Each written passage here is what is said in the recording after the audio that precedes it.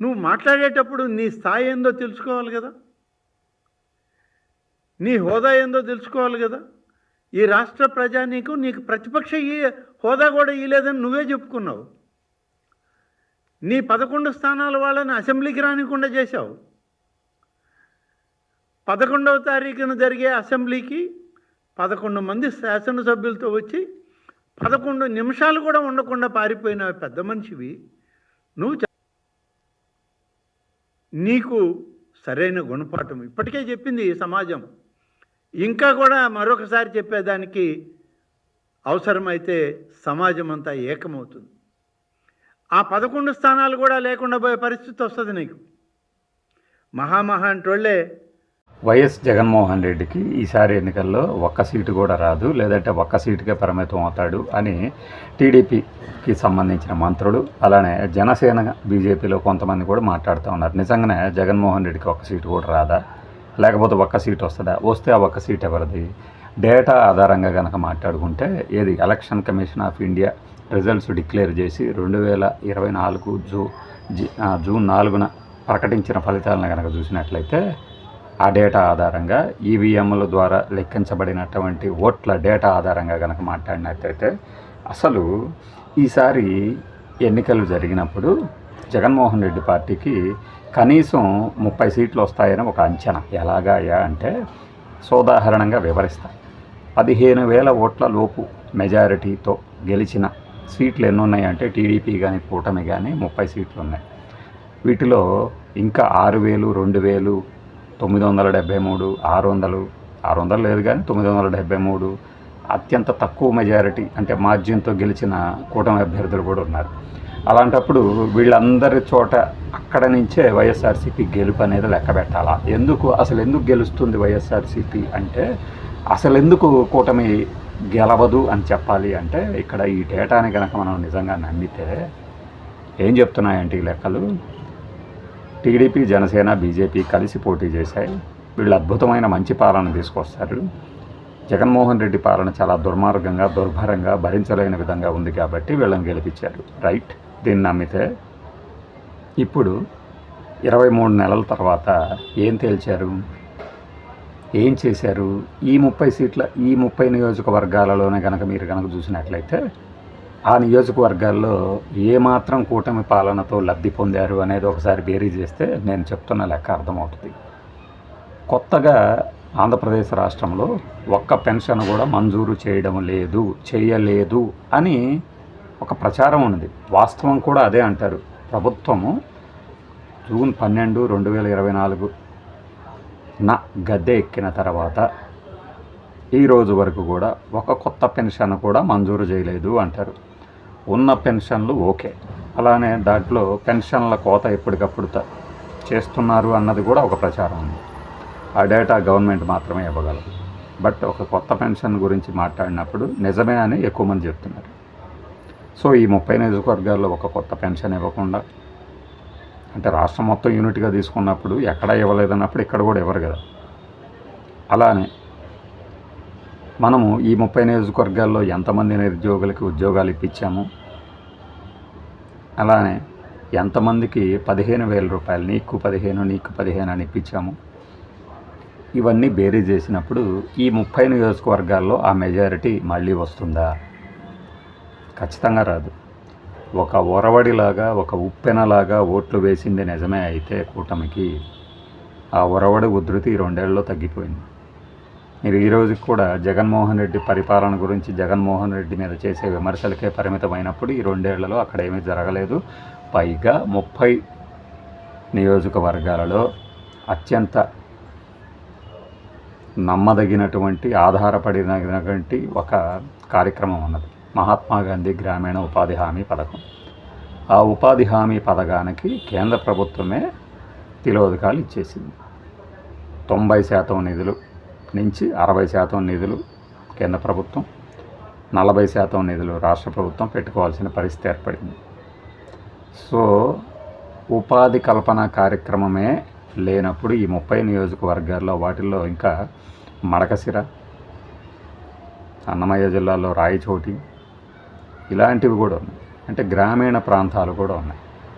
అలాంటప్పుడు బొత్స సత్యనారాయణ గారి చిపురుపల్లిలో కూడా తక్కువ మెజారిటీనే.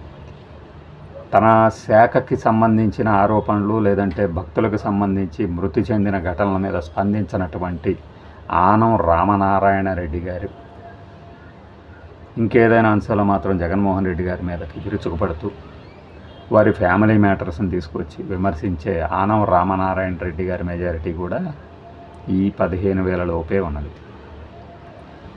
సమాచార శాఖ మంత్రిగా కొలుసు పార్థసారథి గారు ప్రెస్ మీట్లు పెట్టి కేబినెట్ భేటీ తాలూకు నిర్ణయాలను వివరించి ఆ తర్వాత బోనస్గా జగన్మోహన్ రెడ్డి మీద అద్భుతమైన విమర్శలు, పద శాఖచక్యం, పదకోసంతో విరుచుకుపడతారు కదా. ఆయన నియోజకవర్గం కూడా ఈ 15,000 మెజారిటీ లోపే ఉన్నది. 30 నియోజకవర్గాలు కనీసం మ్యాక్సిమం ఈ 30లో 15,000 లోపే ఉన్నాయి. కొన్ని 15,000 అటు 200, 300, 700 ఓట్లు ఎక్కువ. మరి ఈ నియోజకవర్గాలలో మనం అద్భుతమైన ప్రగతి కనుక సాధించకపోతే ఎలా ఓట్లేస్తారు? మళ్ళీ కళ్ళు మూసుకుంటే 3 ఏళ్ళు అయిపోతుంది మేము వస్తామని. 5 ఏళ్ళు నువ్వు కళ్ళు మూసుకునేందుకు 151 నుంచి 11కు దిగిపోయినావు. అదే విధంగా మళ్ళీ కళ్ళు మూసుకుంటే అసలు నీ ఉనికికే ప్రమాదం ఏముండదని కూడా మేము తెలియజేస్తా ఉన్నాం. మీరు డేటాను కనుక నమ్మితే రాష్ట్రంలో ఎక్కడో ఒక పరిశ్రమ వచ్చి అక్కడ ఉపాధి కలిగితే దానిని చూపించి ఈ నియోజకవర్గాల్లో కూడా ప్రచారం చేసి గెలుస్తారా? నిజమా? అది జరుగుతుందా? ప్రతిసారి సాధ్యమా? అందుకే ఈసారి జగన్మోహన్ రెడ్డి ఒక్క సీటుకే పరిమితం అవుతాడు. లేదంటే అంటే మేబీ ఆ ఒక్క సీట్లో ఆయన కూడా ఉండకపోవచ్చు మంత్రుల దృష్టిలో. మనం చేసే ప్రచారం ఆయన వ్యక్తిగత ఆస్తుల తగాదాలు, అలానే ఆయన మీద ఉన్న కేసులు.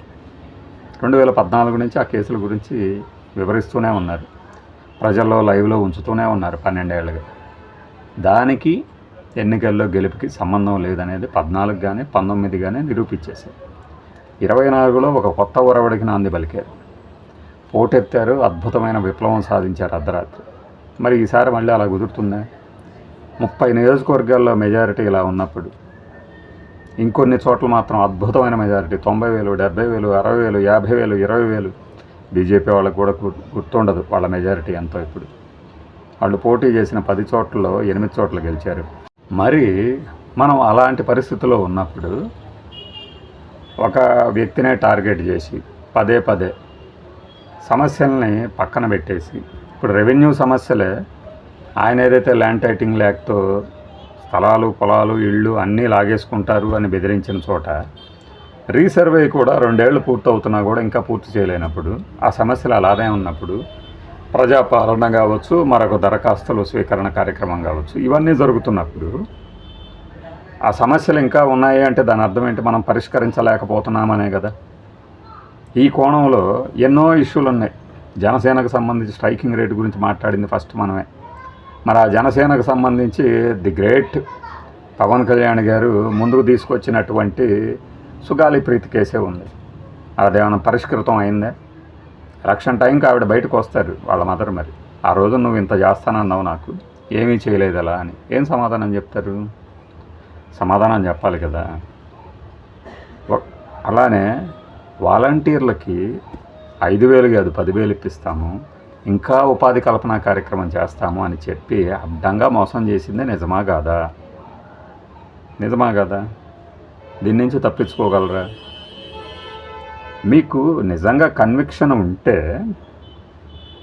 కన్విక్షన్ సిన్సియారిటీ ఉంటే, వీళ్ళందరూ వైఎస్ఆర్సీపీ వాళ్ళకి అనుకూలంగా పనిచేశారు కాబట్టి మేము తీసుకోమనేసి తటస్థంగా ఏది అద్భుతంగా మిగిలిన ప్రభుత్వ ఉద్యోగుల్లాగా పనిచేసే వాళ్ళని నియమించుకోవచ్చు కదా వాలంటీర్ వ్యవస్థకి.